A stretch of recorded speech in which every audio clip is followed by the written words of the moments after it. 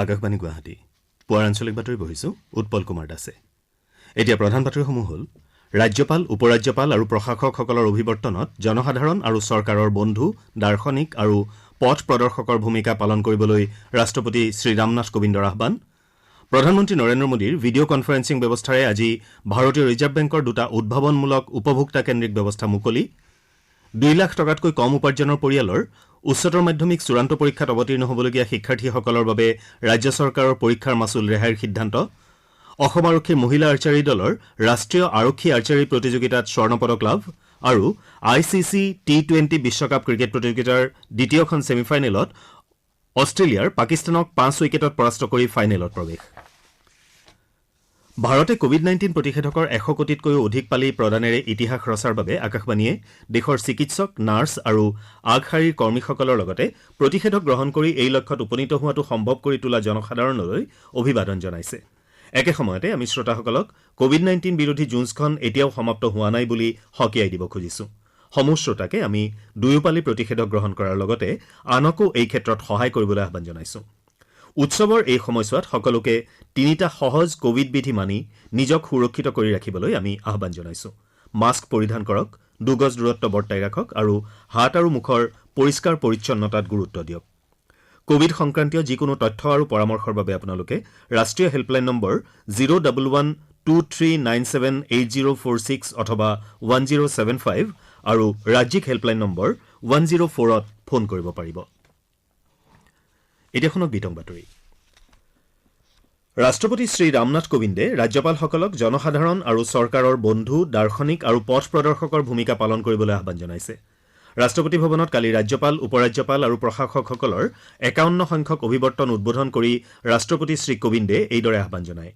তেওঁ ৰাষ্ট্ৰীয় লক্ষ্য আৰু জনসাধাৰণৰ অংশগ্ৰহণ নিশ্চিত কৰাৰ ক্ষেত্ৰত ৰাইজৰ মাজত সজাগতাৰ সৃষ্টি কৰিবলৈ ৰাজ্যপালসকলে পালন কৰিবলগীয়া প্ৰয়োজনীয় ভূমিকাৰ বিষয়েও উল্লেখ কৰে। তদুপৰি এই প্ৰতিশ্ৰুতি পূৰণ কৰিবলৈ ৰাজ্যপাল উপৰাজ্যপাল তথা প্ৰশাসকসকলক নিজৰ নিজৰ ৰাজ্যত যথাসম্ভৱ বেছি সময় দিয়াৰ লগতে জনসাধাৰণৰ সৈতে সম্পৰ্ক ৰক্ষা কৰি চলিবলৈকো তেওঁ পৰামৰ্শ দিয়ে। ৰাষ্ট্ৰপতিয়ে নিজৰ ভাষণৰ সামৰণিত অভিৱৰ্তনত আলোচনা কৰাৰ দৰে উত্তম ব্যৱস্থাৱলীক আঁকোৱালি ল'বলৈ ৰাজ্যপালসকলৰ প্ৰতি আহ্বান জনায়। উপৰাষ্ট্ৰপতি ভেংকায়া নাইডুৱে ভাষণত কেন্দ্ৰীয় চৰকাৰৰ বিভিন্ন প্ৰকল্প আৰু আঁচনিৰ কাম কাজ নিৰীক্ষণ কৰাৰ লগতে জনসাধাৰণৰ কল্যাণৰ বাবে আবণ্টন দিয়া ধনৰাশি যাতে সঠিক কামত ব্যৱহাৰ হয় তাক নিশ্চিত কৰাৰ ক্ষেত্ৰত সক্ৰিয় ভূমিকা পালন কৰিবলৈ ৰাজ্যপালসকলৰ প্ৰতি আহ্বান জনায়। প্ৰধানমন্ত্ৰী নৰেন্দ্ৰ মোদীয়ে সন্মিলনত ভাষণ দি ৰাজ্যপালসকলক নিজ নিজ ৰাজ্যৰ আওহতীয়া দুৰ্গম এলেকাসমূহলৈ যাবলৈ আৰু জনসাধাৰণৰ সমস্যা সন্দৰ্ভত চুবুৰীয়া ৰাজ্যৰ ৰাজ্যপালসকলৰ সৈতে নিয়মীয়াভাৱে মত বিনিময় কৰিবলৈ আহ্বান জনায়। ইয়াৰ আগেয়ে ৰাজ্যপাল আৰু উপৰাজ্যপালসকলৰ অভিৱৰ্তনত আদৰণি ভাষণ দি কেন্দ্ৰীয় গৃহমন্ত্ৰী অমিত শ্বাহে কোভিড-19 মহামাৰী নিয়ন্ত্ৰণত প্ৰধানমন্ত্ৰী মোদীৰ কাৰ্যকৰী নেতৃত্বৰ কথা উল্লেখ কৰে। প্ৰধানমন্ত্ৰী নৰেন্দ্ৰ মোদীয়ে আজি দিনৰ 11 বজাত ভিডিঅ' কনফাৰেন্সিং ব্যৱস্থাৰে RBI অৰ্থাৎ ভাৰতীয় ৰিজাৰ্ভ বেংকৰ দুটা উদ্ভাৱনমূলক উপভোক্তাকেন্দ্ৰিক ব্যৱস্থা মুকলি কৰিব। এই উদ্যমসমূহৰ ভিতৰত RBI খুচুৰা পোনপটীয়া আঁচনি আৰু ৰিজাৰ্ভ বেংক সংহত লোকপাল আঁচনি আছে। বিত্তমন্ত্ৰী নিৰ্মলা সীতাৰমণ আৰু RBIৰ গভৰ্ণৰ শক্তিকান্ত দাস এই অনুষ্ঠানত উপস্থিত থাকিব। আজি বিশ্ব নিউমোনিয়া দিৱস। এই দিৱসৰ সৈতে সংগতি ৰাখি দেশৰ 5 বছৰতকৈ কম বয়সৰ শিশুৰ মৃত্যুৰ মুখ্য কাৰণ হিচাপে বিবেচিত হৈ অহা নিউমোনিয়া ৰোগ প্ৰতিৰোধৰ বাবে অসমতো ব্যৱস্থা গ্ৰহণ কৰা হৈছে। ৰাষ্ট্ৰীয় স্বাস্থ্য অভিযান অসমৰ তৰফৰ পৰা জনসাধাৰণক এই ৰোগ সন্দৰ্ভত সজাগতা তথা সতৰ্কতা অৱলম্বনৰ বাবে আহ্বান জনাই নিউমোনিয়াৰ লক্ষণ দেখা দিলে ঘৰুৱা প্ৰতিকাৰ বিচাৰি সময় নষ্ট কৰাৰ পৰিৱৰ্তে শিশুক ততাতৈয়াকৈ ওচৰৰ চিকিৎসা কেন্দ্ৰলৈ নিবলৈ আহ্বান জনোৱা হৈছে। নিউমোনিয়া ৰোগৰ লক্ষণসমূহ হ'ল পানী লগা আৰু কাহ বৃদ্ধি হোৱা, উশাহ নিশাহ অধিক খৰতকীয়া হোৱা, উশাহ লওঁতে বুকু ভিতৰলৈ সোমাই যোৱা, অতিপাত জ্বৰ ইত্যাদি। এই ৰোগ প্ৰতিৰোধৰ বাবে শীতকালত অথবা জ্বৰ হলে শিশুসকলক গৰম কাপোৰেৰে আৱৰি ৰাখিবলৈ আৰু ঘৰৰ ভিতৰত ধোঁৱা পৰিহাৰ কৰিবলৈ পৰামৰ্শ দিয়া হৈছে। তদুপৰি নিউমোনিয়া প্ৰতিৰোধৰ সহজলভ্য আহিলা নিউমোকক্কেল কনজুগেট ভেকচিন চমুকৈ PCV চৰকাৰী স্বাস্থ্য কেন্দ্ৰসমূহত বিনামূলীয়াকৈ যোগান ধৰা হয় বুলিও ৰাষ্ট্ৰীয় স্বাস্থ্য অভিযান অসমৰ তৰফৰ পৰা প্ৰকাশ কৰা হৈছে। সদৌ অসম লেখিকা সমাৰোহ সমিতিয়ে তেজপুৰৰ প্ৰবীণ অভিনেত্ৰী তথা কণ্ঠশিল্পী কল্পনা কলিতাক আইদেউ সন্দিকৈ শিল্পী বঁটাৰে সন্মানিত কৰাৰ সিদ্ধান্ত গ্ৰহণ কৰিছে। অহা 17 ডিচেম্বৰত যোৰহাট জিলাৰ তিতাবৰত আয়োজিত সমিতিৰ বিশেষ অনুষ্ঠানত সদৌ অসম লেখিকা সমাৰোহ সমিতিৰ চলিত বৰ্ষৰ আইদেউ সন্দিকৈ শিল্পী বঁটা প্ৰদান কৰা হ'ব বুলি ঘোষণা কৰা হৈছে।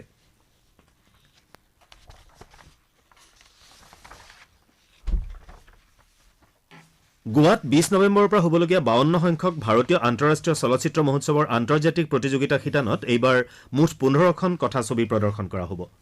বিশ্বৰ বিভিন্ন প্ৰান্তৰ শ্ৰেষ্ঠ পূৰ্ণদৈৰ্ঘ্যৰ কথাছবিসমূহ এই শিতানৰ বাবে বাছনি কৰা হয়।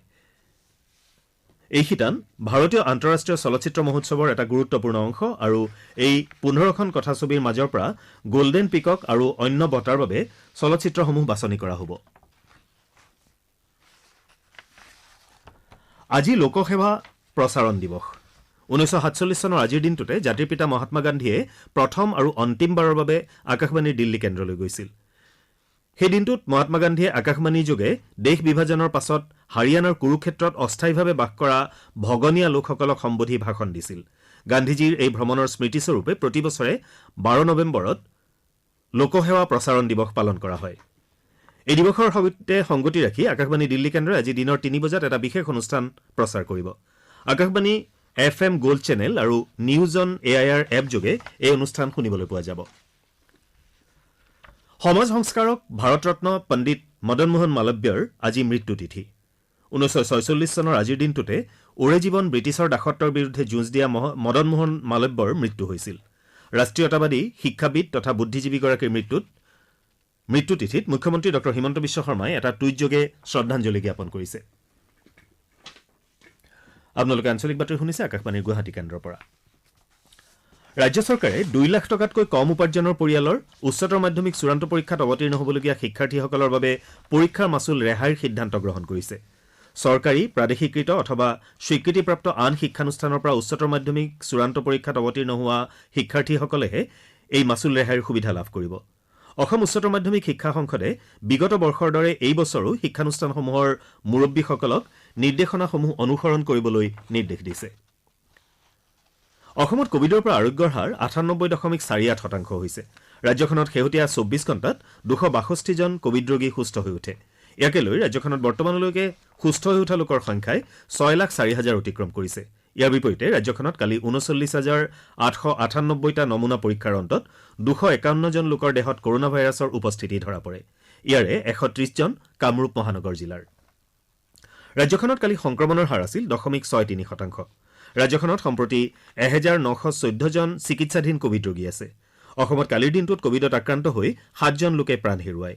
ইয়াকে লৈ ৰাজ্যখনত এতিয়ালৈকে এই ৰোগত মৃত্যু হোৱা লোকৰ সংখ্যা 6,042 হৈছেগৈ। বঙাইগাঁৱৰ উত্তৰ শালমাৰা নিৰ্বাচনী জিলাত উত্তৰ শালমাৰা মহকুমা প্ৰশাসনে কাইলৈ বিশেষ প্ৰচাৰ দিৱসৰ আয়োজন কৰিছে। নিৰ্বাচনী জিলাখনৰ অধীনৰ অভয়াপুৰী উত্তৰ আৰু অভয়াপুৰী দক্ষিণ বিধানসভা সমষ্টিত অলপতে প্ৰকাশিত খচৰা ভোটাৰ তালিকাত নাম অন্তৰ্ভুক্তিৰ ক্ষেত্ৰত কোনো আপত্তি নাইবা নাম সংশোধন আদিৰ বাবে ভোটাৰে যাতে অহা 30 নৱেম্বৰৰ ভিতৰত আবেদন জনাব পাৰে তাৰ বাবে ব্যাপক প্ৰচাৰৰ উদ্দেশ্যে এই বিশেষ প্ৰচাৰ দিৱসৰ আয়োজন কৰা হৈছে। মহকুমা প্ৰশাসনে কাইলৈ অভয়াপুৰী মহাবিদ্যালয়ত বিশেষ প্ৰচাৰ দিৱসৰ কাৰ্যসূচী গ্ৰহণ কৰিছে। কামৰূপ জিলাৰ হাজোৰ হাদালাত আজিৰে পৰা 3দিনীয়া কাৰ্যসূচীৰে 23 সংখ্যক গৌ পূজা মহোৎসৱৰ আয়োজন কৰা হৈছে। আজি পুৱা পতাকা উত্তোলনেৰে পৰম্পৰাগতভাৱে পালন কৰি অহা গৌ পূজা মহোৎসৱ আৰম্ভ হয়। আজি ভাগৱত শোভাযাত্ৰা, সন্ধিয়া প্ৰতিমা স্থাপন, কাইলৈ গৌ পূজা, নাগাৰা নামকে ধৰি অন্যান্য কাৰ্যসূচীৰ আয়োজন কৰা হৈছে। দেশত বৰ্তমানলৈকে কোভিড প্ৰতিষেধকৰ 110,74 লাখৰো অধিক পালি প্ৰদান কৰা হৈছে। ইয়াৰ ভিতৰত 74,65,লাখৰো অধিক প্ৰতিষেধক প্ৰথম পালি হিচাপে আৰু 36,08 লাখৰো অধিক পালি দ্বিতীয় পালি হিচাপে দিয়া হৈছে। কেন্দ্ৰীয় স্বাস্থ্য মন্ত্ৰালয়ৰ তথ্য অনুসৰি কালি সন্ধিয়া 7 বজা পৰ্যন্ত 48,76,000ৰো অধিক পালি প্ৰতিষেধক প্ৰদান কৰা হয়। ৰাষ্ট্ৰজোৰা কোভিড প্ৰতিষেধক প্ৰদানৰ অংশ হিচাপে কেন্দ্ৰীয় চৰকাৰে ৰাজ্য আৰু কেন্দ্ৰীয় শাসিত অঞ্চলসমূহক বিনামূলীয়াকৈ প্ৰতিষেধক যোগান ধৰি সহায় কৰি আহিছে। এতিয়া খেলৰ বাতৰি। নয়ডাত অনুষ্ঠিত ৰাষ্ট্ৰীয় আৰ্চাৰী প্ৰতিযোগিতাত অসম আৰক্ষীৰ মহিলা আৰ্চাৰী দলে সোণৰ পদক লাভ কৰিছে। অসম আৰক্ষীৰ মহিলা আৰ্চাৰীৰ দলটোত আছিল বিনুমা ব্ৰহ্ম, ৰীতা বসুমতাৰী, অনিমা মাঝি আৰু বীণামণি ৰাভা। মুখ্যমন্ত্ৰী ডঃ হিমন্ত বিশ্ব শৰ্মাই অসম আৰক্ষীৰ মহিলা আৰ্চাৰীৰ দলটোক টুইটযোগে অভিনন্দন জ্ঞাপন কৰিছে। ICC T20 বিশ্বকাপ ক্ৰিকেট প্ৰতিযোগিতাত কালি ডুবাইত অনুষ্ঠিত দ্বিতীয়খন ছেমি ফাইনেলত অষ্ট্ৰেলিয়াই পাকিস্তানক 5 উইকেটত পৰাজিত কৰি ফাইনেলত প্ৰৱেশ কৰিছে। খেলখনত প্ৰথমে বেটিঙৰ বাবে আমন্ত্ৰণ লাভ কৰা পাকিস্তানে নিৰ্ধাৰিত 20 অভাৰত 4টা উইকেট হেৰুৱাই 176 ৰান সংগ্ৰহ কৰে। দলটোৰ হৈ অপেনাৰ ৰিজৱানে সৰ্বাধিক 67 ৰান কৰাৰ বিপৰীতে ফখৰ জামানে 55 ৰানৰ বৰঙণি আগবঢ়ায়। অষ্ট্ৰেলিয়াৰ মিচেল ষ্টাৰ্কে 2টা উইকেট দখল কৰে। আনহাতে প্ৰত্যুত্তৰত অষ্ট্ৰেলিয়াই 19 অভাৰতে 5টা উইকেট হেৰুৱাই নিৰ্ধাৰিত লক্ষ্যত উপনীত হয়। দলটোৰ মাৰ্কাছ ষ্টাইনিছে 40 আৰু মেথিউ ৱেডে 41 ৰানৰ বৰঙণি আগবঢ়ায়। মেথিউ ৱেডে অষ্ট্ৰেলিয়াৰ ইনিংছৰ 19 সংখ্যক অভাৰত শ্বাহিন শ্বাহ আফ্ৰিদিৰ বলত একেৰাহে 3টা 6 কোবাই দলৰ জয় নিশ্চিত কৰে। এই প্ৰদৰ্শনৰ বাবে খেলুৱৈগৰাকীক প্লেয়াৰ অব দ্য মেচ হিচাপে বাছনি কৰা হয়। অষ্ট্ৰেলিয়াই দেওবাৰে ডুবাই আন্তঃৰাষ্ট্ৰীয় ষ্টেডিয়ামত নিউজিলেণ্ডৰ বিৰুদ্ধে প্ৰতিযোগিতাৰ ফাইনেলত অৱতীৰ্ণ হ'ব। আকাশবাণীয়ে বিশ্বকাপৰ খেলসমূহৰ চলন্ত বিৱৰণী প্ৰচাৰ কৰি আহিছে। এতিয়া আজি গুৱাহাটীৰ পৰা প্ৰকাশিত দৈনিক বাতৰি কাকতসমূহৰ প্ৰথম পৃষ্ঠাৰ বাতৰিৰ চমু অৱলোকন আগবঢ়াইছে তন্নিতা ভৰদ্বাজে।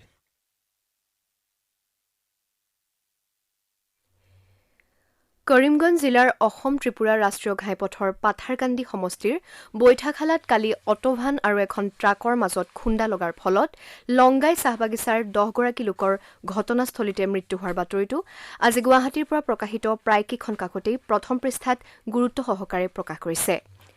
আমাৰ অসম কাকতে এই বাতৰিটো মৃত্যু এতিয়া সহজ শিৰোনামেৰে মুখ্য বাতৰি হিচাপে প্ৰকাশ কৰাৰ সমান্তৰালকৈ অসমীয়া খবৰ দি আছাম ট্ৰিবিউন কাকতে এই বাতৰিক মুখ্য বাতৰিৰ স্থান দিছে। উপ নিৰ্বাচনত নিৰ্বাচিত হোৱা 5গৰাকী বিধায়কে কালি শপত গ্ৰহণ কৰাৰ বাতৰিটো দৈনিক জনমভূমি, নিয়মীয়া বাৰ্তা, দৈনিক অসমকে ধৰি কেইবাখনো কাকতে প্ৰথম পৃষ্ঠাত স্থান দিছে। মুখ্যমন্ত্ৰী ডঃ হিমন্ত বিশ্ব শৰ্মা চৰকাৰৰ 6 মাহ কাৰ্যকাল পূৰ্ণ কৰাৰ বাবে সাংবাদিকৰ আগত দিয়া মন্তব্যৰ বাতৰিটো অসমীয়া প্ৰতিদিন কাকতে 6 মাহত কৰা কামৰ ফল দেখা পাব চৰকাৰৰ বৰ্ষপূৰ্তিত শিৰোনামেৰে প্ৰথম পৃষ্ঠাত স্থান দিছে। আজি অন্যান্য বাতৰিৰ ভিতৰত আছে প্ৰবীণ অভিনেত্ৰী কল্পনা কলিতালৈ আইদেউ সন্দিকৈ শিল্পী বঁটা, মোকালমোৱাত 3000 লিটাৰ চোৰাং কেৰাচিন জব্দ, নাছাৰ অধীনত মহাকাশত বিচৰণ কৰা 12 গ্ৰহাণুৰ সন্ধান লাভ, উচ্চতৰ মাধ্যমিক শিক্ষা সংসদৰ ঘোষণা, 2 লাখৰ তলৰ আয়ৰ পৰিয়ালৰ শিক্ষাৰ্থীৰ পৰীক্ষাৰ মাচুল ৰেহাই ইত্যাদি। এয়াই আছিল আজি গুৱাহাটীৰ পৰা প্ৰকাশিত বাতৰি কাকতসমূহৰ প্ৰথম পৃষ্ঠাৰ বাতৰিত চমু অৱলোকন। ধন্যবাদ তন্নিতা। ভূমি সম্পৰ্কীয় ওজৰ আপত্তি নিষ্পত্তিৰ বাবে চৰকাৰে মুকলি কৰা বসুন্ধৰা অভিযানৰ জৰিয়তে বৰ্তমানলৈ ৰাজ্যৰ 1,30,000তকৈ অধিক লোকে আবেদন জনাইছে। এতিয়াও আবেদন নকৰা লোকসকলক অহা 30 নৱেম্বৰৰ ভিতৰত basundhara.assam.gov.in ত আবেদন জনাবলৈ আহ্বান জনোৱা হৈছে।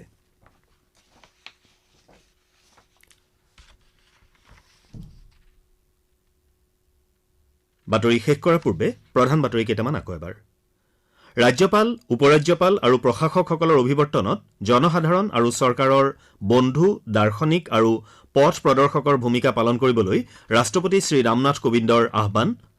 প্ৰধানমন্ত্ৰী নৰেন্দ্ৰ মোদীৰ ভিডিঅ' কনফাৰেন্সিং ব্যৱস্থাৰে আজি ভাৰতীয় ৰিজাৰ্ভ বেংকৰ 2টা উদ্ভাৱনমূলক উপভোক্তাকেন্দ্ৰিক ব্যৱস্থা আনুষ্ঠানিকভাৱে মুকলি।